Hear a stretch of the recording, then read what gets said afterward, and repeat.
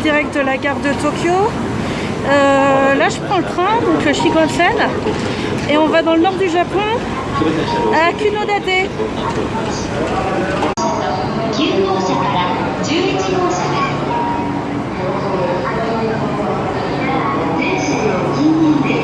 Bon, vu que je suis toujours au Sudé, je me suis trompée de train, donc là j'attends le prochain. J'espère juste que c'est la bonne station et le bon train, sinon je suis pas dans la merde. Voilà, à plus tard.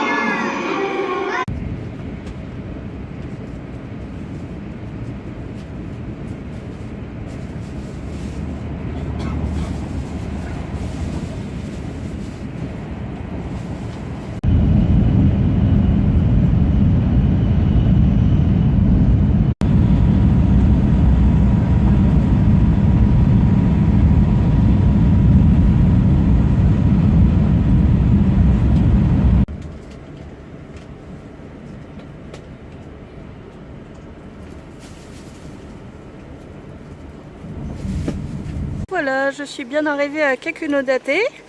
Donc là on est carrément dans le nord du Japon, donc je suis à 500 km de Tokyo. Donc ce soir j'ai vraiment pas intérêt à me louper sur le train par contre. Donc là c'est un peu le trou du cul du Japon quand même. Mais c'est super mignon. Une petite ville typique. Et puis si on est là c'est pour aller visiter des maisons de samouraïs. Donc c'est parti. Donc pour vous le situer sur la carte, on est parti de Tokyo. Donc Tokyo c'est là.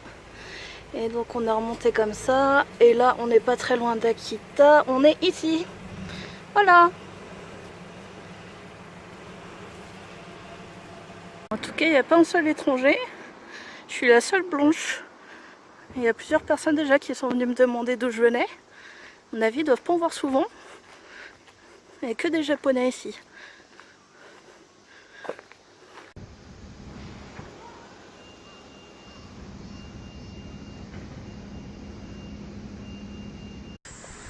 Ça y est, on est arrivé dans le quartier des samouraïs, donc le Bukeyashiki. Donc apparemment il y a pas mal de belles maisons qui datent de l'époque Edo. Donc entre le début du XVIIe et la fin du XIXe siècle. Après, il y a des jolies maisons planquées derrière les arbres là. Magnifique.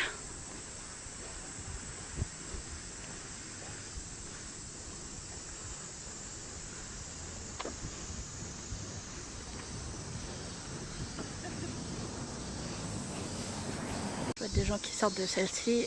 On va aller visiter tout ça.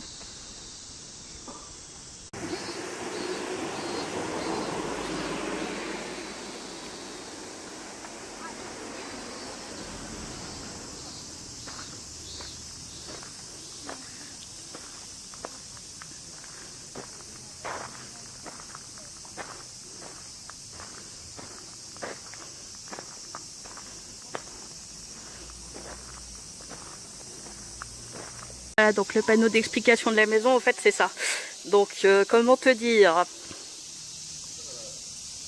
Sinon, l'endroit en lui-même est vraiment très beau. En plus, c'est bien, c'est sous les arbres. C'est un peu moins chaud. C'est vraiment super comme endroit.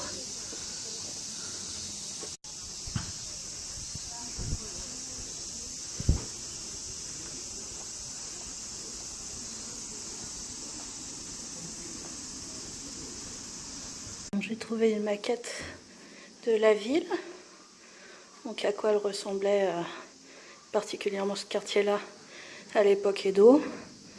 Ouais, ça n'a pas du tout changé en fait. Les mêmes maisons. Il n'y a plus les petites maisons des gens en bois, mais pour le reste, ça n'a pas bougé d'un millimètre.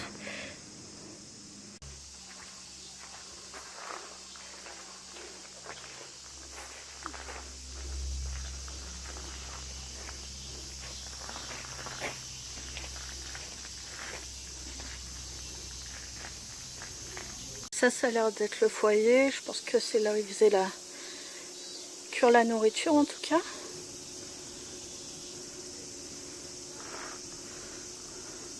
Puis il y a plein de petites pièces comme ça successives.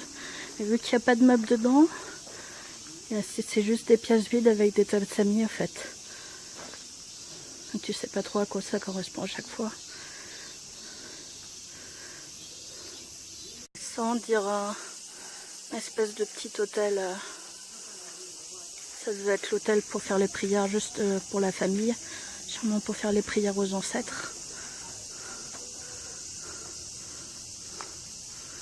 Petit sanctuaire.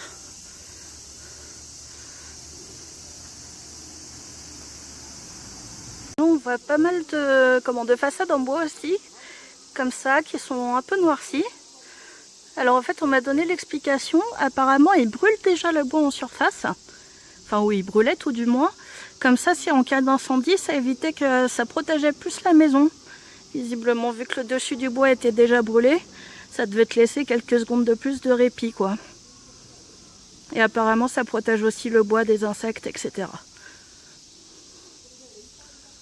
Je suis maintenant donc dans le musée de l'art du sakura, en fait, qui prennent du bois de cerisier, ils en font des plaquages en bois sur des boîtes. Et ils font plein d'objets, d'autres objets avec. Donc je me suis acheté une jolie boîte à thé.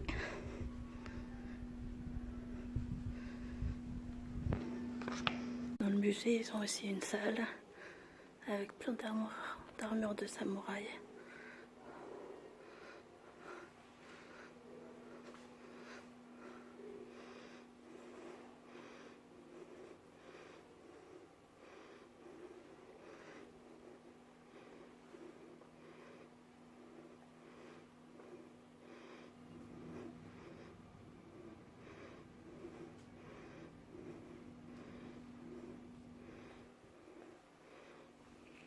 On va finir là-dessus pour aujourd'hui. Donc je vous présente la plus vieille résidence de samouraï de Kakunadate. Et donc on va aller visiter tout ça.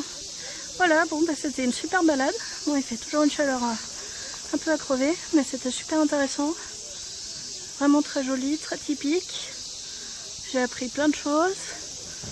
J'ai vu des démonstrations d'artisanat, etc. Donc voilà, une belle balade encore.